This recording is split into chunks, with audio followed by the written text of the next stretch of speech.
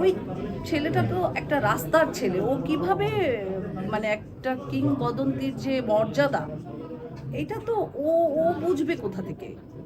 ও তো টোকাই টাইপের। 4 দিন পর্যন্ত ও মনিকে অনুরোধ করেছে হসপিটালে ভর্তি করানোর জন্য।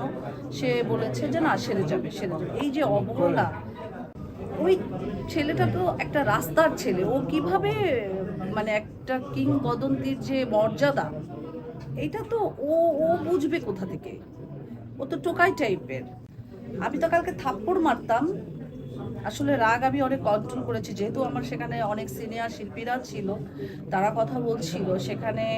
আম, আমি আসলে আমার রাগটাকে অনেক কষ্টে কন্ট্রোল করেছি।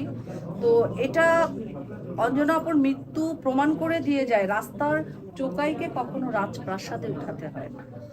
আপু, আপু, আপনারা আসলে কোনো ধরনের আইনি পদক্ষেপ নিচ্ছেন কিনা আসলে এই বিষয়টি নিয়ে? শিল্পী সমিতি এই বিষয়ে আহ, একটি ভূমিকা রাখার চেষ্টা করছে। তারা, যারা আমাদের শিল্পী সমিতির মেম্বার্সরা আছে, সবাই মিলে সম্মিলিতভাবে এখানে ডিসিশন হবে। আপু, যেটা ছেলেটা যেটা আসলে অঞ্জনা আপার ছেলে, সেটা কিন্তু প্রথমে ভাই ছিল।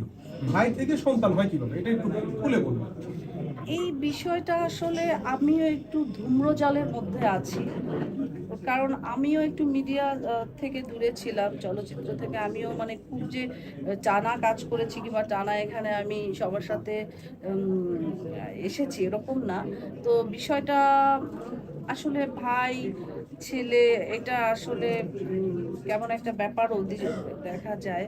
তো আমি মনে করি যে যে মানুষটি মারা গেছে তাকে নিয়ে আমরা আর কথা না বাড়াই, মানুষটির আত্মার মাগফিরাত কামনা করছি। কিন্তু একটা প্রতিনিয়ত খোঁজ খবর রাখতো, আমার সাথে কন্টিনিউ যোগাযোগটা ছিল।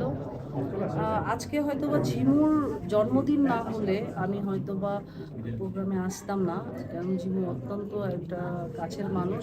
ছোট বোনের মনটা ভেঙে যাবে, এই জন্য আমার আশা।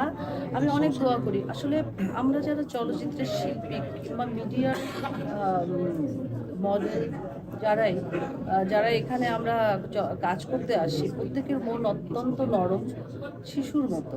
হ্যাঁ, আমাদের মানে মনে হয় কি যে বাইরের মানুষদের থেকে মিডিয়ার মানুষ কিংবা চলচ্চিত্রের মানুষদের মনের ভিতর ভেজালটা কম থাকে, নির্ভেজাল মন থাকে।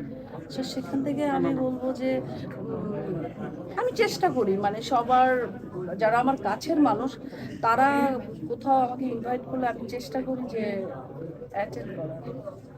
আপা, ওই যে শুনছিলাম যে অঞ্জনা আপার মৃত্যুটা অনেকটা পরিকল্পিত ভাবে অনেকে ধারণা করছে আর কি। বিষয়টা নিয়ে আপনি কথা বলেছিলেন, তারপর আজকে একটু জানতে চাই আপনার কাছে। আমি যতটুকু জেনেছি যে উনার ব্রেন স্ট্রোক করেছে।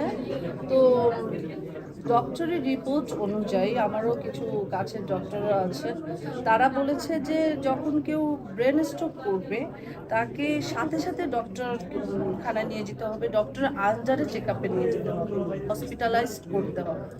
এক্ষেত্রে যেটা অঞ্জনা আপুর বেলায় ব্যাড লাক, আমি বলবো আপুর এত ব্যাড লাক কেন, তাকে